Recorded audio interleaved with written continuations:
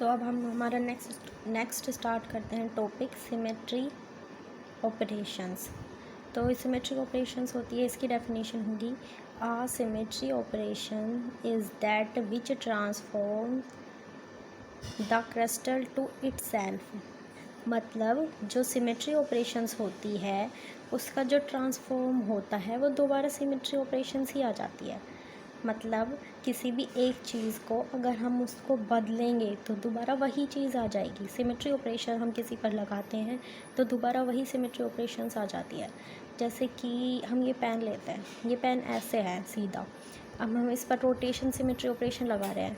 अगर हम इसको रोटेट करेंगे कंप्लीट तो ये वापस इसी पोजीशन में आ गया। मतलब एक asymmetry operations is that to which transforms the crystal to itself. वो वापस उसी अपनी पोजीशन में पहले वाली पोजीशन में आ जाएगी। The crystal remain invariant under the symmetry operations. ठीक है, अब ये जो सिमेट्री ऑपरेशंस होते हैं ये 4 टाइप्स के होते हैं। फर्स्ट है ट्रांसलेशनल ऑपरेशन, सेकंड है रोटेशन ऑपरेशन, थर्ड है रिफ्लेक्शन ऑपरेशन, फोर्थ है इन्वर्जन ऑपरेशन। तो ये 4 टाइप्स के होते हैं। फर्स्ट है हमारा translation operation. The translation operation follows from the orderly arrangement of a lattice. मतलब जो इसमें अरेंजमेंट होती है वो ऑर्डरली ही होनी चाहिए। The translational symmetry follows from the orderly arrangements.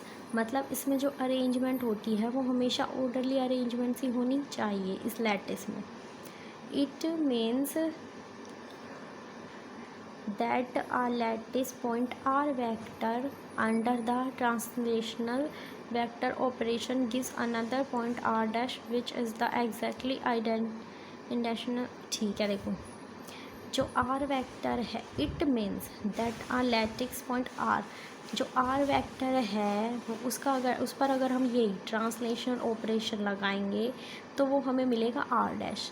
लेकिन जो r डैश होता है वो एग्जैक्टली हमारा इक्वल होता है r के।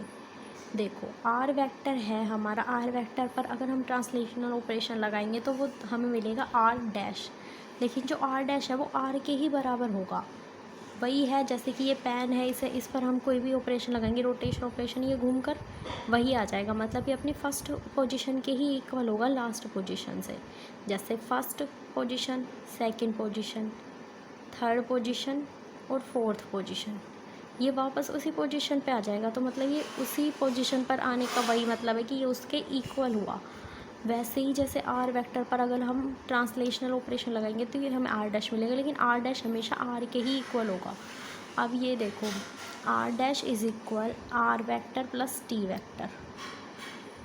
इससे समझिए हमने पहले ये ले लिया है एक, इसमें देखो फर्स्ट पॉइंट, ये हमेशा पॉइंट लैटिक्स भी होता है। तो फर्स्ट, सेकंड, थर्ड और फोर्थ, ये हमारा क्या बन रहा है, एक बॉक्स बन रहा है। इस बॉक्स का जो मेन पॉइंट है, जो बीच वाला पॉइंट है वो है ये। ठीक है, नेक्स्ट ये वाला लो 1 2 3 एंड 4, इसका जो मेन पॉइंट है वो ये है। फिर ये थोड़ा अजीब सा बन गया, ये देखिए फर्स्ट, सेकंड, थर्ड और फोर्थ पॉइंट का जो मेन पॉइंट है बीच वाला वो है आर डैश। अब देखिए यहाँ से अगर हमें स्टार्ट करें, जैसे ये मान लेते हैं हमें A1। ठीक है, अब ये वाला जो है हमारा, ये वाला इस वाले के इक्वल होगा। अब ये वाला हमारा B1 वेक्टर है तो ये वाला कितना होगा, ये वाला भी हमारा हो जाएगा B1 वेक्टर। अब हमारा जो ये R है ये हमें लेके जाना है R डैश पर। तो ये वाला जब हमारा R डैश पर जाएगा तो हमारा क्या होगा, इसमें देखिए T इक्वल हो जाएगा 0 A1 हमारा क्या है 0, क्योंकि ये किस पर है, हमारे इसी पर है, ये आगे नहीं जा रहा है। A1 हमारा उसी स्टेट में, तो 0 A1 हो जाएगा। लेकिन यहाँ से यहाँ पर जाने पर हमें क्या मिल रहा है B1 कितना हो जाएगा 1 B1, क्योंकि B1 हमारा बढ़ रहा है तो हमारा 1 B1, तो ये हमें मिल जाएगा T इज़ इक्वल 0। नेक्स्ट जो हमारा ये रोटेशनल ऑपरेशन होता है ये हमारा होता है 2 टाइप्स का। फर्स्ट होता है परमिटिव ट्रांसलेशन और सेकंड होता है नॉन परमिटिव ट्रांसलेशंस। तो परमिटिव ट्रांसलेशन सबसे पहले हम पढ़ेंगे, ये क्या है, such a translation vector which produce the translational operation containing integral coefficient the कर्म। ठीक है, देखिए क्या है ये कि हम ये वही है सेम परमिटिव जैसा ही सेम कि such a translational vector is produce a translational operation containing integral coefficient are called primitive translation vector. और वही आ गया ये आर डैश जो होता है वो आर के इक्वल, और वही ये चीज़ आ गई 0a1 + 0a2। ये हमने फर्स्ट इक्वेशन जो हमारी देखी थी, ये देखिए R dash is equal R vector plus T vector. ठीक है, लेकिन टी वेक्टर हमारा क्या है, 0a vector plus 1b vector. तो वही है ये R vector R vector R vector R vector, ये टी की जगह हमारा क्या है, 0a1 vector plus 1b1 vector plus 1b1 vector. ठीक है, ये हो गया हमारा परमिट। अब चलते हैं हम नॉन परमिटिव ट्रांसलेशनल वेक्टर इसके ऊपर। तो non primitive translational vectors are such a vector which contain non integral coefficient.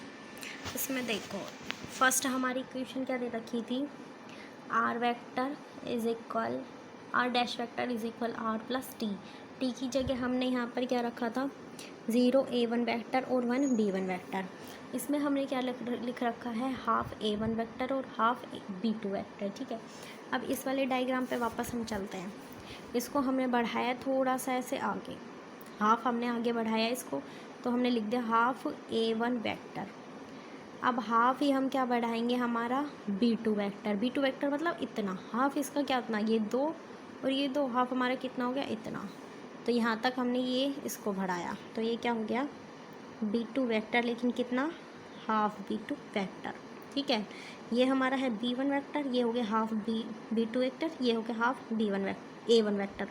लेकिन हम कहाँ से चले, आर से हम ऐसे चले और हम कहाँ पर वापस पहुँच गए, आर डैश पे। मतलब इस तरह की जो रोटेशन जो होती है हमारी, एक तरह से सिमेट्री ऑपरेशंस होती है, वो वापस उसी चीज़ पर हमें वापस ले जाती है। तो वहीं से हम चले थे आर वेक्टर से आर डैश से, हमने इसको आगे बढ़ाया और इसको यहाँ पर बढ़ाया, तो दोबारा भी हमें आर डैश मिल गया। तो वही आर से हमें आर डैश ही मिल रहा है इसमें भी। तो नॉन परमिटिव जो ट्रांसलेशंस होते हैं वो भी ऐसे ही होते हैं हमारे। नेक्स्ट अब हम स्टार्ट करते हैं हमारा rotation operation. A lattice is said to possess a rotational symmetry if it's by an angle theta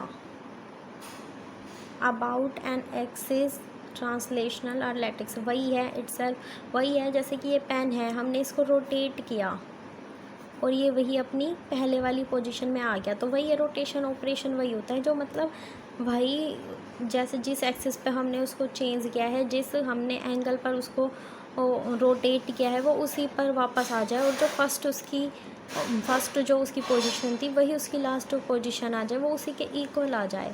जैसे हमने ट्रांसलेशनल ऑपरेशन में पढ़ा था कि इसमें क्या होता है, जो आर होता है वो आर डैश के इक्वल, जैसे आर है इस पर ट्रांसलेशनल लगाया था हमने आर वेक्टर पर, तो आर डैश मिला था, लेकिन आर डैश भी हमारे आर के इक्वल ही था। उसी तरह से इसमें भी क्या है कि जो हमारी मेन जो लैटिस होती है, जो मेन हमारा क्रिस्टल होता है, उस पर रोटेशनल ऑपरेशन लगाने पर हमें वही क्रिस्टल दोबारा मिल जाता है। Since lattice remain the invent. ठीक है, इसमें क्या कह रहा है कि हमारा जो 2π है, 2π मतलब 360 डिग्री पर हम किसी को भी अगर हम रोटेट करते हैं, रोटेशनल ऑपरेशन लगाते हैं, हमें वही मिलता है। जैसे हमारा ये है, हमने 360 डिग्री पर इसको हमने मूव कराया, रोटेट कराया, हमें वही मिला। तो वही मिलती है, हमारा क्या हो गया, रोटेशनल ऑपरेशन, हमें वही चीज़ मिल गई। तो वही है इसमें। अब देखो हमारा ये होता है n theta is equal 2π। Theta हमारा क्या है, π/2 हमने माना है ये। ठीक है, अब हमारा एन की जगह एन, थीटा की जगह हम क्या यहाँ पर पुट कर देंगे π/2। यहाँ पर हम क्या लिख देंगे, 2π का 2π।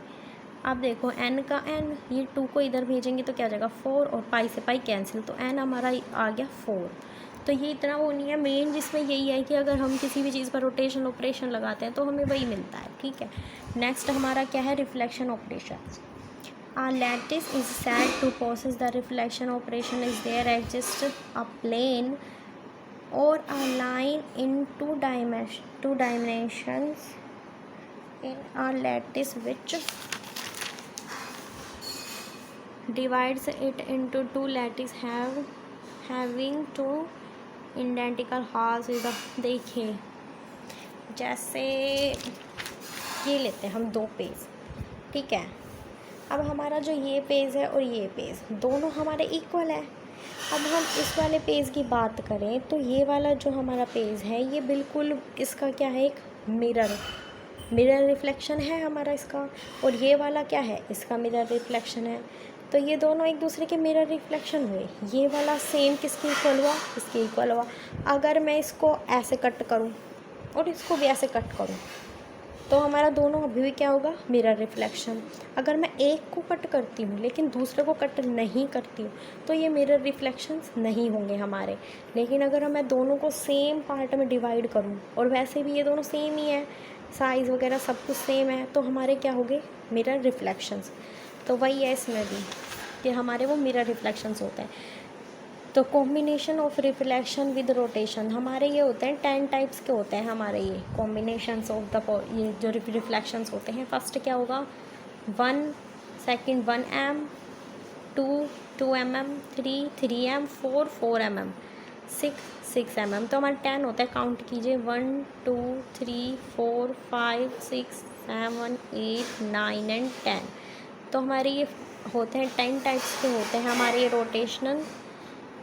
तो बस यही है कि हम इसको कैसे भी कट कर दें, किसी भी तरह से कट करें, कितने भी मीटर पर, कितने भी पर हम इसे कट करें दोनों चीज़ों को बराबर, तो हमारा वही रिफ्लेक्शंस मिलेगा। चाहे 6 पर करें या फिर 6 तो पर हम दोनों को कट करें या फिर हम 4 पर दोनों को कट करें, तो वही हमारा सेम ही आएगा। तो ये हो गई रिफ्लेक्शन ऑपरेशन। और जो हमारा फोर्थ बच गया हमारा इन्वर्जन ऑपरेशन, वो भी सेम इसी तरह को होगा कि हमें इन सारी चीज़ों में क्या हो जाएगा, इन्वर्जन हो जाएगा। तो वो भी ऐसे ही सेम होगा। तो ये हो जाएंगे हमारे चारों के चारों सिमेट्री ऑपरेशंस।